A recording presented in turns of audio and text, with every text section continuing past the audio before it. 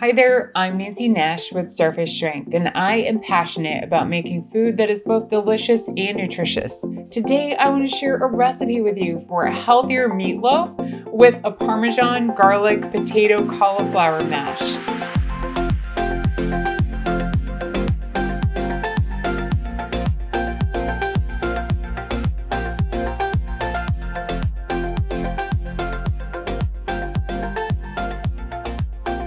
So meatloaf is a beloved comfort food, and it's something that I grew up eating as well. This recipe, while delicious, is definitely a lot lighter on calories, but bursting with flavor. Now, this recipe makes quite a bit. It makes 16 servings. So if you're just making this for a small household, you could either half the recipe, or you could freeze some of the leftovers for easier meal planning later in the week or month. So you're going to want to start by preheating your oven to 350 degrees Fahrenheit.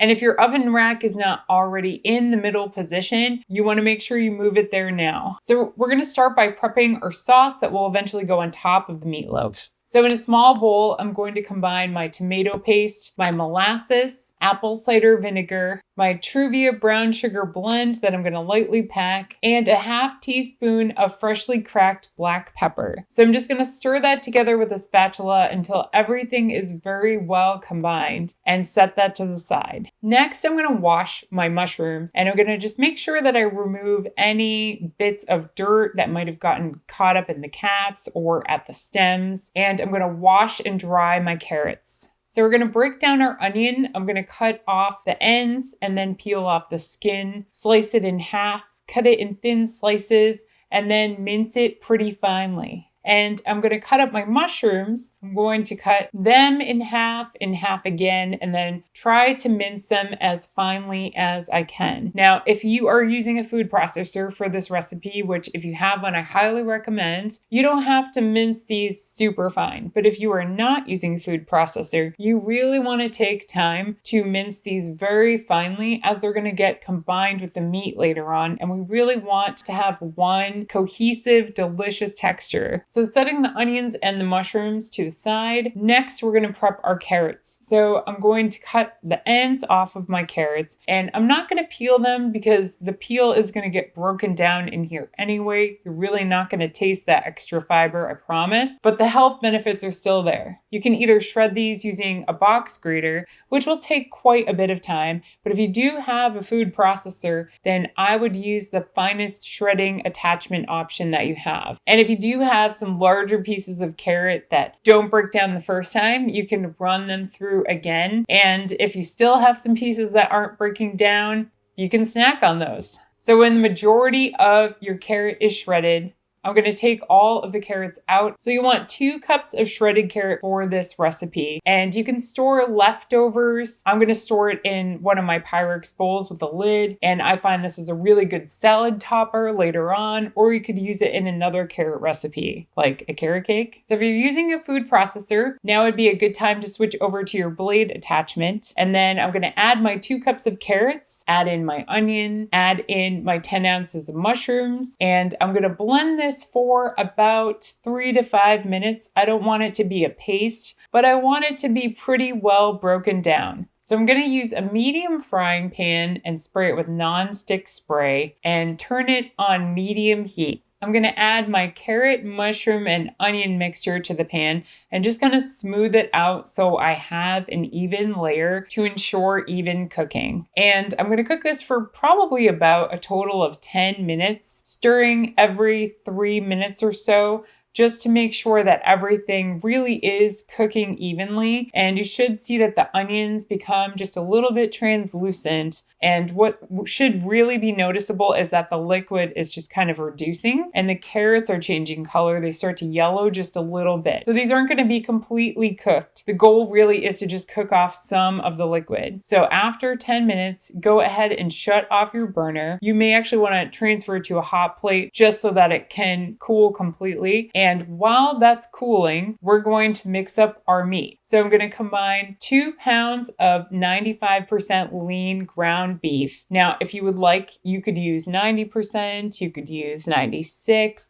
Anything in that range should give you a similar end product. To my meat, I'm going to add my garlic powder. I'm going to add the dried thyme, the dried celery seed, my low sodium Worcestershire sauce, freshly cracked black pepper, and some of your favorite mustard. I'm using my favorite Bavarian mustard from True Made Foods today. Next, you'll want to crack 2 eggs into a separate bowl, and then just make sure there are no bits of shell in them before you start whisking them together with a fork. Once the eggs are scrambled, we're going to add them into our meat, and then we're just going to use a spoon to kind of stir everything together. So once things are looking fairly well combined, we're going to add a 1/4 cup of oat flour to this and continue to stir. So the oat flour is working as our binder today. So once your veggies have had a chance to chill out for a little bit, we're going to start slowly stirring them into the meat, and you should see that things are really starting to come together, and this is looking like you expect meatloaf to look. Now, this is where it starts to get a little bit messy, so if you're up for it, I'm going to have you take off your jewelry and get in there with your hands, because that's the best way to really thoroughly mix everything together. Otherwise, you could just continue with your spoon until you see everything is really thoroughly combined. So I'm actually going to use my broiling pan for this so that the extra liquid will have a place to go. So I highly recommend putting a piece of foil between your pan and the broiling top for easier cleanup. So I'm going to spray the broiling top with nonstick cooking spray. And then I'm going to shape my meatloaf into 2 evenly sized loaves side by side. So we're just going to make them as even as we can to ensure even cooking and serving. So once you're happy with the shape of your loaves, we're going to top them with the tomato sauce we made. So I'm just going to kind of dollop an even amount on each meatloaf and then just start spreading it out with my spatula. Now, if you have some cake decorating experience, you're probably a little bit better at this than I am, but I'm just going to try to make a smooth, even layer, leaving the edges free so that they can brown and so that we don't get any of that sauce kind of running down into the pan below.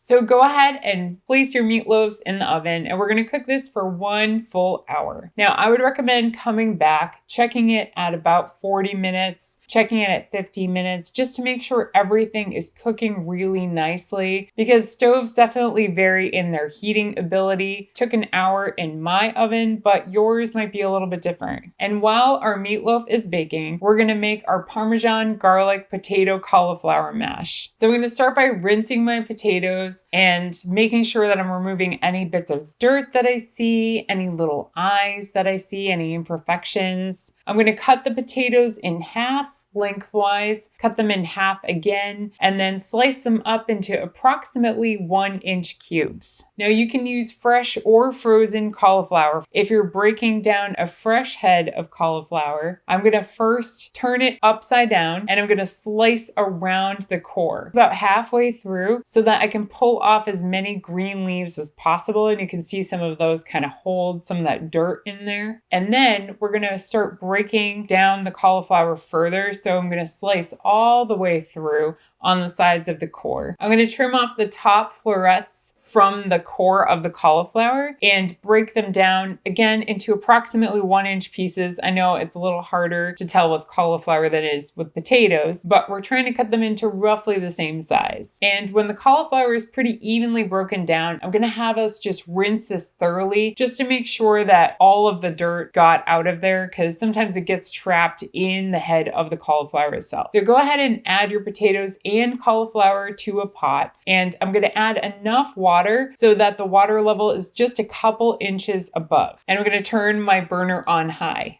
I'm going to place a lid on the pot just so this cooks a little bit quicker. It does take time for water to start boiling. So in about 7 to 10 minutes, your potatoes and cauliflower should be boiling away. And if you're using a small pot, you're probably going to want to just make sure you keep it uncovered at this point so nothing boils over. So in about 20 minutes total, you should see that your potatoes and cauliflower are fork tender. So inserting my fork, I should see that there's no resistance going all the way through. And once you're sure they're done, shut shut the heat off and we're gonna just carefully strain them and then put everybody back into the pot. So I'm first gonna start breaking them down when they're very warm with my potato masher, because it will just kind of make everything start coming together into one cohesive mash. And you could continue using a potato masher, but if you do have an electric mixer, I'm gonna switch over to that at this point just to make this go a little bit faster. This will also whip some air into it so we get that really fluffy texture. And I'm gonna continue using my electric mixer to make this as smooth as possible, scraping down the sides of the pot if you need to make sure everything's coming together. And then when you feel like you're like maybe 3/4 of the way to your desired texture, I'm gonna add in my garlic powder, my onion powder, slowly add in my Fairlife milk, and add in my Parmesan. And I'm gonna continue mixing this to make sure that everything is really coming into one cohesive texture. Now, when everything kind of sticks together nicely and it looks like fluffy mashed potatoes, I'm gonna transfer it all into a serving bowl. You could serve this right away alongside your meatloaf, or you could freeze leftovers. I found that mashes like this freeze excellently, and then you can pull it out later in the month for easy meal planning. So now that our mash is done, let's check on our meatloaf. And you'll know your meatloaf is done when you see that golden crust kind of on the outside. You can see that the tomato sauce has visibly darkened, and I would let it rest for about 10 minutes before cutting into it, just so that you can preserve that moisture and you don't wind up with the juices running everywhere. So once your meatloaf has had a chance to cool, you can cut it up into slices. So let's go ahead and give it a taste. So I really love how tender this is and how you can taste the notes from the thyme, from the Worcestershire, even a little maybe hint of that celery seed and mustard, and everything just kind of comes together cohesively into this really moist meatloaf. And I also love that even though we use this really lean meat, we've got so much wonderful moisture from the vegetables and the oat flour acting as our binder. And that tomato sauce really shines. I love the molasses that you can taste in it, backed up by the Truvia brown sugar blend, and that apple cider vinegar, gives it just a little hint of acidity. It's a really nice balance. And this is definitely one of those dishes that tastes better the longer it has time to sit. So sometimes day 2 is even better than day 1. And this mash is so bold in flavor. I know if you're not a huge garlic lover like I am, you might want to back off on a little bit of the garlic flavor, but I think it's such a great balance with the meatloaf that's, more mild in flavor, but has that sweet sauce. But you can also taste that sharp Parmesan flavor, which I love. And we didn't put any salt in this because that Parmesan not only is giving us flavor, but it is giving us that saltiness as well. Even if you're a person that likes butter on your mashed potatoes and you decided to add some onto this, you're still going to wind up in a more healthful spot than a mash that's made with lots of butter. If you're a person that likes fluffy mashed potatoes, I hope you give this a try. Thank you so much for making time to cook with me today. I hope you feel set up with a new recipe to share with your family and friends. If you're looking for more healthy recipes, workouts, exercise, and healthy lifestyle tips, please check out the rest of my YouTube channel. And if you're looking for some one-on-one support putting together your exercise program and your nutrition plan, please reach out to me in the link in the description. In the meantime, I look forward to continuing this journey with you, and I'll see you in the next video.